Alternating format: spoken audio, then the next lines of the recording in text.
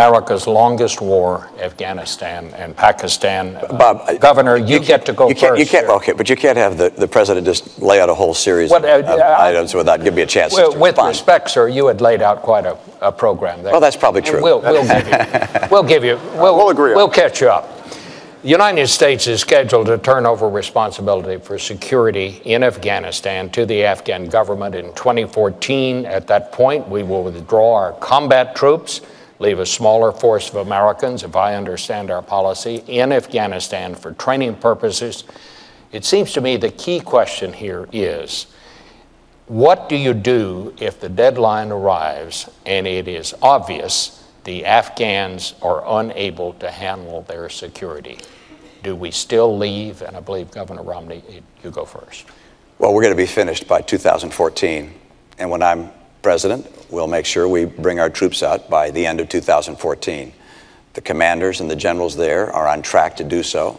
We've seen progress over the past several years. The surge has been successful, and the training program is proceeding apace. There are now a large number of Afghan security forces, 350,000, that are ready to step in to provide security, and we're going to be able to make that transition by the end of 2014. So our troops will come home at that point. I can tell you at the same time that we will make sure that we look at what's happening in Pakistan and recognize that what's happening in Pakistan is going to have a major impact on the success in Afghanistan. And I say that because I know a lot of people just feel like we should just brush our hands and walk away. And I don't mean you, Mr. President, but some people in our nation feel that Pakistan isn't being nice to us and that we should just walk away from them. But Pakistan is important to the region, to the world, and to us, because Pakistan has 100 nuclear warheads, and they're rushing to build a lot more. They'll have more than Great Britain sometime in the relatively near future.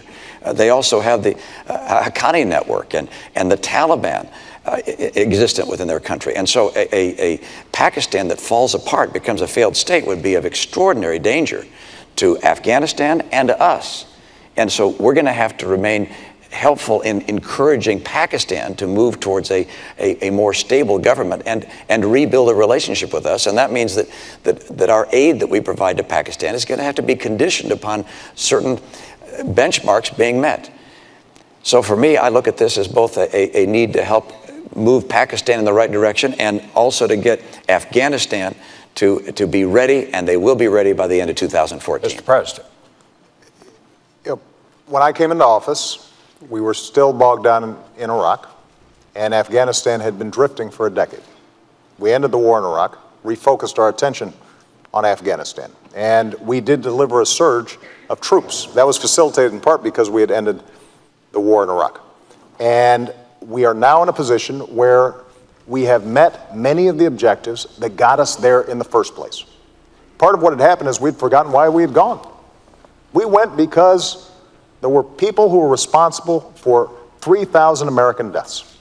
And so we decimated al-Qaeda's core leadership in the border regions between Afghanistan and Pakistan. We then started to build up Afghan forces. And we're now in a position where we can transition out, because there's no reason why Americans should die when Afghans are perfectly capable of defending their own country. Now, that transition has to take place in a responsible fashion. We've been there a long time, and we've got to make sure that we and our coalition partners are pulling out responsibly and giving Afghans the capabilities that they need. But what I think the American people recognize is, after a decade of war, it's time to do some nation building here at home. And what we can now do is free up some resources to, for example, put Americans back to work, especially our veterans, rebuilding our roads, our bridges, our schools, making sure that our veterans are getting the care that they need when it comes to post-traumatic stress disorder and traumatic brain injury, making sure that the certifications that they need for good jobs of the future are in place. You know, I was having lunch with a veteran in Minnesota who had been a medic dealing with the most extreme circumstances. When he came home and he wanted to become a nurse, he had to start from scratch. And what we've said is, let's change those certifications. The First Lady's done great work with an organization called Joining Forces, putting our veterans back to work.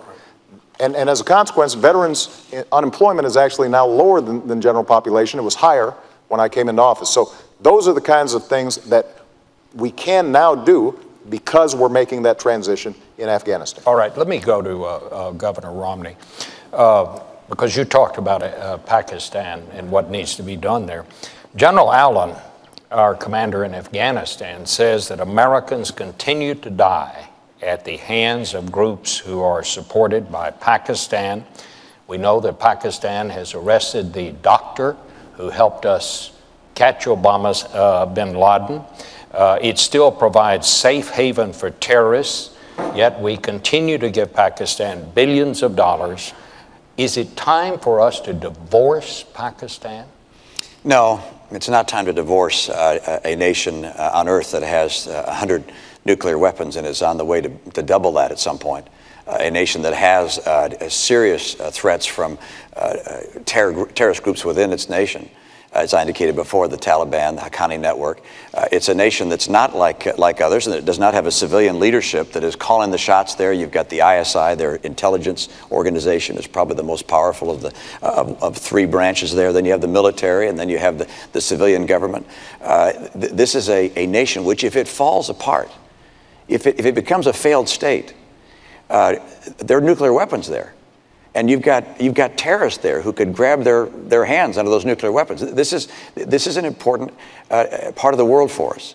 Pakistan is technically an ally, and they're not acting very much like an ally right now. But we have some work to do, and I don't blame the administration for the fact that the relationship with Pakistan is strained. We had to go into Pakistan. We had to go in there to get Osama bin Laden. That was the right thing to do. And that upset them, but there was obviously a great deal of anger even before that.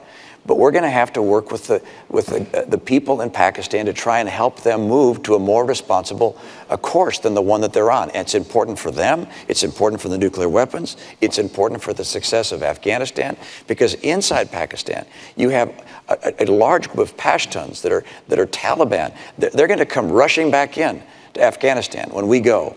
And that's one of the reasons the Afghan security forces have so much work to do to be able to fight against that. But it's important for us to recognize that we can't just walk away from Pakistan. But we do need to make sure that as we send support for them, that this is tied to them making progress on matters that would lead them to becoming a civil society. Let me ask you, Governor, because we know President Obama's position on this. What is your position on the use of drones? Well, I believe that we should use any and all means necessary to take out people who pose a threat to us and our friends around the world. And it's widely reported that drones are being used in drone strikes, and I support that entirely and feel the President was right to up the usage of that technology and believe that we should continue to use it to continue to go after the people who represent a threat to this nation and to our friends.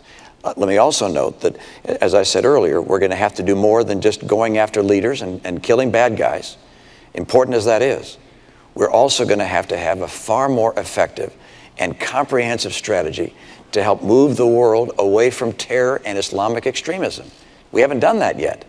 We talk a lot about these things, but you look at the record. You look at the record of the last 4 years and say, is Iran closer to a bomb? Yes.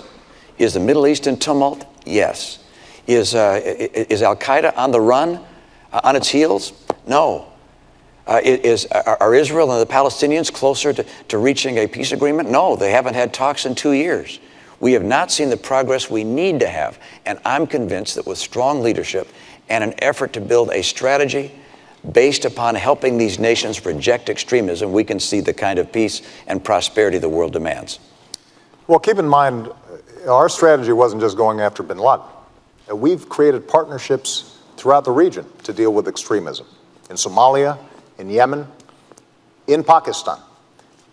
And what we've also done is engage these governments in the kind of reforms that are actually going to make a difference in people's lives day to day. To make sure that their governments aren't corrupt. To make sure that they are treating women with the kind of respect and dignity that every nation that succeeds has shown. And to make sure that they've got a free market system that works. So across the board, we are engaging them in building capacity in these countries, and we have stood on the side of democracy. One thing I think Americans should be proud of. When Tunisians began to protest, this nation, me, my administration, stood with them earlier than just about any other country. In Egypt, we stood on the side of democracy. In Libya, we stood on the side of the people. And as a consequence, there is no doubt that attitudes about Americans have changed.